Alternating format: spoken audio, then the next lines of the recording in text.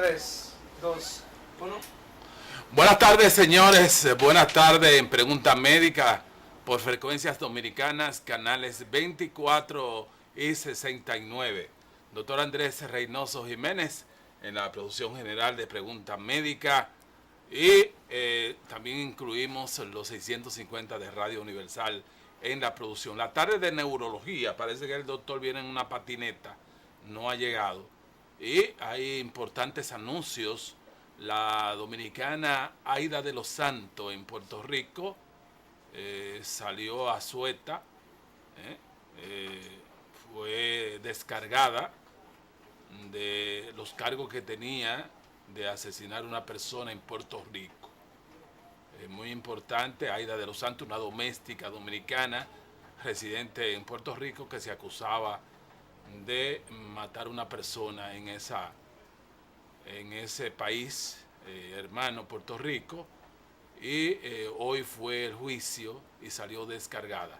También en Estados Unidos, el tipo que tuvo 10 años secuestrando a 3 personas, le pusieron 1000 años de cárcel. 1000 años de cárcel. Y sin ningún tipo de apelación.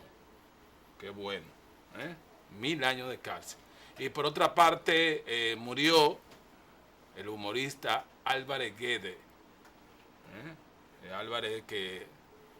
Tipo Guillermo Álvarez Guedes, que por muchos años deleitó al mundo, ese humorista.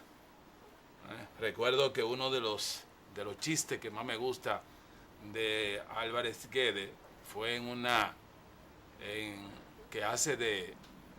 que se presenta en la oficina de migración de Estados Unidos un dominicano. Entonces lo está entrevistando un americano con conocimiento del idioma español.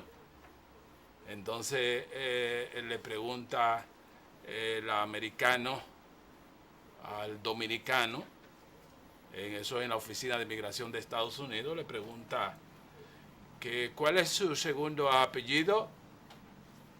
De los Santos.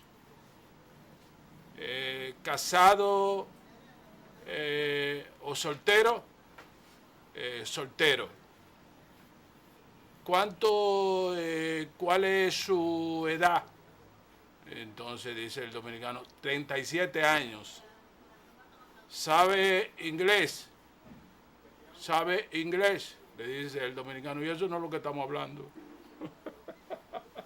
Ese fue uno de los chistes de Álvarez Guedes, que murió a los 87 años, en este humorista que se exilió de Cuba y anduvo el mundo por toda parte. Una que está lleno de chistes de ese hombre que con una gracia especial recorrió al mundo. A propósito, en lo que viene el doctor, cada día la gente debe tener conciencia de que nosotros somos polvo, tierra. El miércoles ceniza, que se inicia la cuaresma, le ponen una cruz a uno en la frente y le dicen, tierra eres y en tierra te convertirás. Y es que nosotros somos tierra. Entonces hay personas que, eso está lleno el mundo, que comienzan a hacer fuerza como si la columna vertebral fuera de hierro, como si no saben que los huesos, eso es tierra, eso es tierra, eso es lodo asadito, eso. Entonces comienzan a hacer, comienzan a levantar cajas, damas cargando sacos que no ven. Entonces se rompen los discos intervertebrales, lo que sirven de almohadilla a la médula espinal. Entonces lo que se llama el tejido pulposo lleno de nervio, sale de la columna vertebral. Entonces ya no está protegido por los discos intervertebrales. Entre una vértebra y otra hay como una especie de almohadilla. Entre, por ejemplo, un blog encima de un blog, la mezcla es la almohadilla. Y eso se llama discos intervertebrales entre cada vértebra. Eso protege lo que se llama el disco pulposo. Entonces, cuando hay una fuerza, la vértebra se dobla, entonces los discos intervertebrales se rompen y sale el disco pulposo, lleno de nervio. Entonces la persona comienza entonces a tener unos dolores que no se pueden ni levantar. Entonces eso se llama hernia discal. Hay que hacerle generalmente una sonografía axial computarizada o una resonancia magnética y se ven los discos intervertebrales, se ven desplazados y el disco pulposo se ve apretado ahí y desplazado también. Entonces, esos son desarreglos que hacen la persona, esos son ejercicios que hacen la persona. Entonces rompen los discos intervertebrales y lo que se llama el tejido pulposo sale. Y la gente cree que la columna vertebral, ya venga doctor por acá, no importa, rompa el protocolo. Entonces creen como que los discos intervertebrales es una varilla o un blog. Entonces mucha gente, doctor, ¿cómo está? Muy bien, muy bien. Mucha gente sufriendo de hernia discal porque quieren cargar un saco de batata que esa fuerza no hay, entonces lo que hace es que se dobla. Sí, claro. Doctor.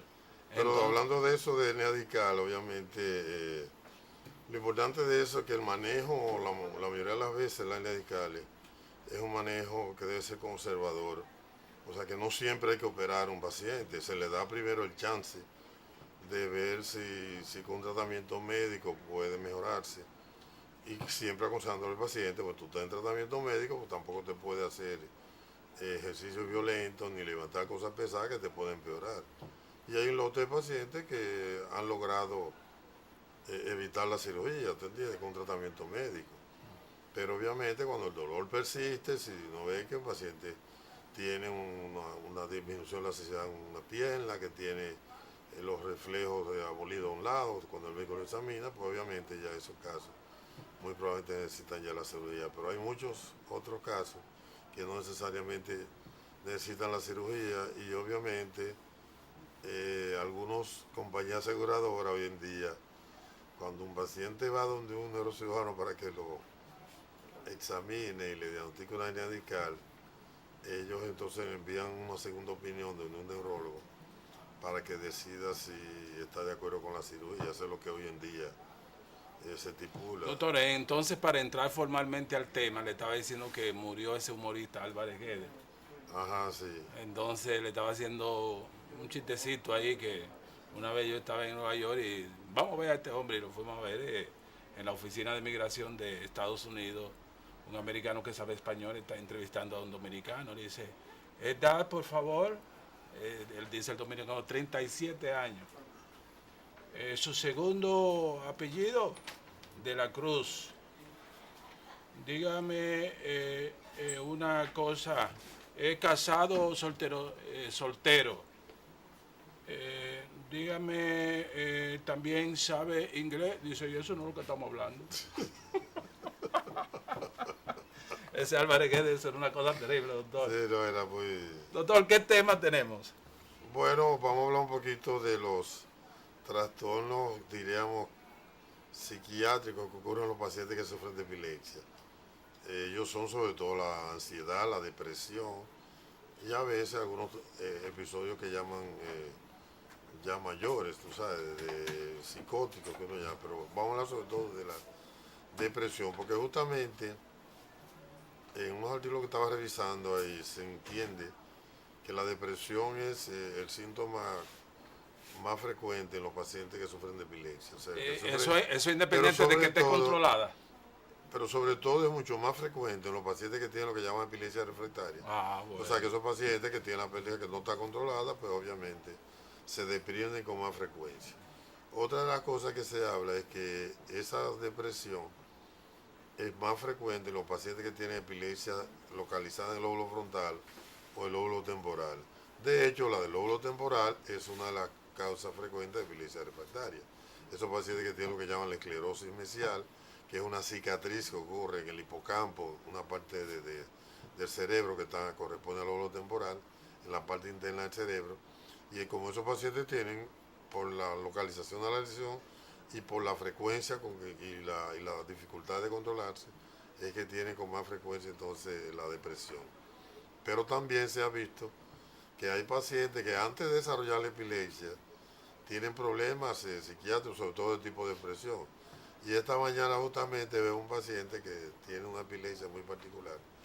Y la mamá dice, bueno, porque él era muy nervioso. ¿Y qué síntomas? Bueno, él se deprime, él se pone muy ansioso. Y digo, mira, una de las cosas que siempre se ha escrito, que 1% de pacientes que van a sufrir posteriormente de epilepsia comienzan desarrollando un cuadro de ansiedad o sobre todo de depresión. O sea que es cierto eso que se ha dicho como en los... ¿Por qué específicamente en el lóbulo temporal? Bueno, tú sabes que el lóbulo temporal tiene estructuras que tienen mucho que ver, una pregunta muy interesante. Tiene que ver mucho con el comportamiento, con el humor y qué sé yo. Entonces, por esa razón, a través de ese sistema límbico importante que hay, que entonces por esa razón es que los pacientes desarrollan, y por la misma razón, la otra, de que ese es el tipo de epilepsia que da más problemas para controlarse, y esos pacientes ya desarrollan una depresión, primero por la lesión per se, lóbulo temporal, y segundo, por el tiempo que tardan o la dificultad que tienen para controlar los ataques. Entonces, excepcionalmente, estos pacientes se llevan al psiquiatra. Entonces, con lo que usted dice, es obligatorio. Bueno, un psicólogo. Hoy en día sí, el manejo del paciente con crisis epiléptica debe ser integral. Al ser integral debe manejarlo el epileptólogo, especialista, neurólogo, y también debe hacerse acompañar de los psicólogos, los psiquiatras, pero manejarlo con el mismo criterio, porque a veces tú manejas un paciente con criterio como epileptólogo y el psiquiatra por su lado le da medicina de la cosa, y a veces puede haber algunas cosas que no van. Y por ejemplo, en meses pasados yo vi una paciente que tiene depresión como síntoma acompañante de la epilepsia, una depresión mayor que llaman.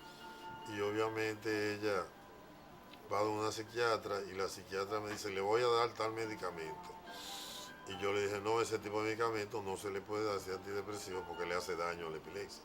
Entonces por eso que tiene que ser un manejo de ambos con criterios definidos, porque entonces muchas veces el psiquiatra maneja a sus pacientes con un criterio puramente psiquiátrico y el neurólogo puramente neurológico, y ahí viene entonces la diferencia. Entonces tienen que ponerse de acuerdo en ese manejo para que sea al unísono y para que no haya errores, porque muchas veces un tratamiento para la epilepsia puede empeorar los síntomas psiquiátricos y viceversa, un tratamiento psiquiátrico puede empeorar la epilepsia.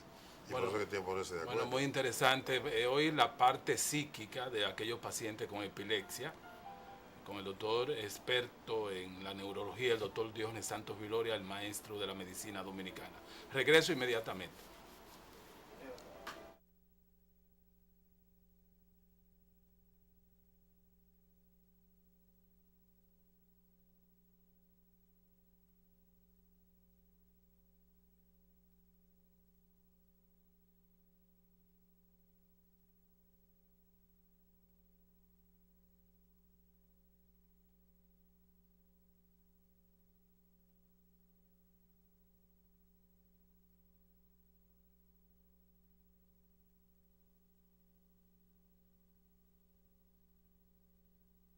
Se ve mucho más viejo que yo, ¿te entiendes?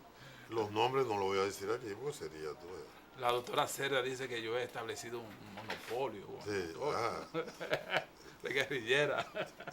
Doctor, entonces dígame, ya en el aspecto medicamentoso hay que tener cuidado. Sí, porque por ejemplo te digo, hay medicaciones que son excelentes para la epilepsia y que a veces pueden producir trastornos depresivos en el paciente. Uno tiene que tener cuidado qué medicación toma el paciente. Si está deprimido, entonces uno tomar en cuenta si la depresión es per se por la epilepsia o per se por la medicación. De tal manera que todas esas cosas hay que tenerlas en cuenta. Hay medicamentos, tanto antiguos como modernos, que pueden producir depresión. Por otra parte, también hay medicamentos que sirven para la depresión, como dije ahorita, que pueden empeorar la epilepsia. Entonces hay que tener bien definido eso cuando se trata de un paciente que tiene depresión y sufre de epilepsia. Y hay que dar un tratamiento, tiene que ser en común acuerdo con el médico epileptólogo que lo maneja, para no entonces mejorar la depresión y entonces empeorar. Cuando hay trastornos ya desde el punto de vista de comportamiento, hay pacientes que sufren de epilepsia que pueden ser a veces agresivos. Y ahí el problema, mi profesor Gató decía que el paciente epiléptico es agresivo porque a veces reacciona. Si tú tienes un paciente que sufre de epilepsia, entonces vienen a veces las limitaciones y las cosas en la familia que hace que el paciente se torne agresivo. Si su hermano lo dejan ir al cine, lo dejan a la playa, una serie de cosas, y él entonces no tiene que quedarse en la casa. Antes se veía era peor, porque el que sufría de epilepsia, la familia, esa era una afrenta. Entonces lo tenía escondido en la casa y no podía salir a una parte. Entonces desarrollaba una personalidad agresiva en base a ese comportamiento de la familia. U otras veces, todo lo contrario, que el paciente que sufre de epilepsia lo protegía. Lo protegían de una manera que le hacían daño también. De tal manera que el paciente que sufre de epilepsia hay que manejarlo igual que todo el mundo. Con la misma, si hay que darle una pera al muchacho, también hay que dársela al que sufre de epilepsia. Qué bueno. Porque si no, entonces creamos un monstruo dentro de la casa que después es difícil de controlar. Se ponen agresivos. Claro, se tornan agresivos y hacen cosas porque si la mamá le da una pela al muchacho que no sufre epilepsia por algún error que hayan cometido. Tiene que dársela al epiléptico. También. Porque si no, entonces no, pues yo voy a seguir haciendo cosas porque a mí no me dan, yo estoy protegido. Y todas esas cosas tienen que ser manejadas en un contexto realmente de equidad. De equidad. Dentro del tratamiento porque hay medicamentos, por ejemplo, que sirven para tratar los problemas psicóticos de los pacientes agresivos, de los pacientes que hacen conductas que no están de acuerdo, ¿verdad?, con los comportamientos del resto de la gente. Y entonces hay medicamentos que hacen menos daño al epilepsia. Por ejemplo, la risperidona es uno de los medicamentos que usamos para esos pacientes que tienen trastornos de tipo psicótico, comportamiento psicótico. Igual la ketaxina, quetiapina, es otra medicación que también se usa. Pero por ejemplo el Largatil, que es la clopromacina, cuando se usa en dosis por encima de los 1000 miligramos, per se, aunque el paciente no sufra de epilepsia, le puede producir convulsiones. Entonces son cosas que los médicos debemos saber. En el manual que escribimos, el manual que va a salir pronto, obviamente se explica todo eso, porque cuando han hecho, para cuando el neurólogo lo vea, o el psiquiatra lo vea, o el médico general lo vea, sepa qué le hace daño y qué no le hace daño, porque es importante que si tú quieres controlar un paciente con problemas de comportamiento, porque a veces hay pacientes que la familia no soporta, Va a haber una terapia. muy agresivos, ¿te entiendes? Entonces, obviamente eso tiene que ser de acuerdo con el médico. Va a haber una terapia unificada, o sea, lo mismo que usted hace aquí lo vamos a usar en Higüey. Higüey, en Puerto Plata y en Santiago. No que haya una diferencia, que yo le dé una ubicación y el otro de otra, porque de ahí va a depender el éxito. Y por qué no en el futuro podamos todos decir, mira, tratamos 1000, 2000, 3000 pacientes epilépticos con el mismo criterio y los resultados ahí están, es una enseñanza también. Doctor, y en el aspecto laboral, ¿cómo tratan el epiléptico? ¿No? Bueno, todavía en el aspecto laboral eso sigue siendo un enigma, porque lógicamente hay empresarios que si le dicen este paciente sufre de epilepsia, pues no va a querer que trabaje eso. Tiene que ser una persona ya muy dada a sí mismo para decir, bueno, pues yo prefiero, el empresario dice, yo prefiero uno que sufra de epilepsia. Si le da un ataque va a tener que darle un permiso y ya ese día no va a trabajar. No va a trabajar. Pero ya en el aspecto laboral per se, o sea, qué tipo de labores pueden realizar los epilepsicos, la mayoría de las labores. Pero lógicamente un gente que sufre de epilepsia no puede ser electricista, porque si en medio de arreglar un alambre eléctrico, da una crisis, pues ya no puede subirse, encaramarse, como decimos aquí, en un potedulo allá arriba a bregar con alto voltaje. Si un paciente sufre de epilepsia no puede pintar un edificio, puede pintar parado, de pie en la zona baja, pero en la zona alta no puede O sea, trabajar. pues yo conozco un médico que es cirujano epiléptico. Eso es peligroso. No, porque si él tiene Se controlado, se va a quedar ahí con el bisturí. si él tiene controlado sus ataques, sus crisis, no hay ningún problema. O tiene Igual, que ir por con ejemplo, una persona. Por ejemplo, yo vi una paciente en Sedimá esta mañana y ella me dijo, yo puedo manejar, y bueno, usted tiene ese tratamiento, usted está controlada, pero usted tiene que comprometerse con usted misma a no dejar el tratamiento por ninguna razón. Porque en Estados Unidos no le prohíben porque tú sufres de epilepsia que tú manejes. Ellos consideran que los muchachos que andan drogados, como locos ahí, que salen los fines de semana con droga y eso, y andan volando la calle, hacen más daño que un paciente que sufre de epilepsia, y es verdad. En tiempos pasados por ahí ha habido casos, ¿verdad? Donde se piensa que muchachos andan drogados y andan volando por la calle y matan 3, 4 y 5 gente y todo. A todo el mundo no le avisa. Entonces, en algunos pacientes que tienen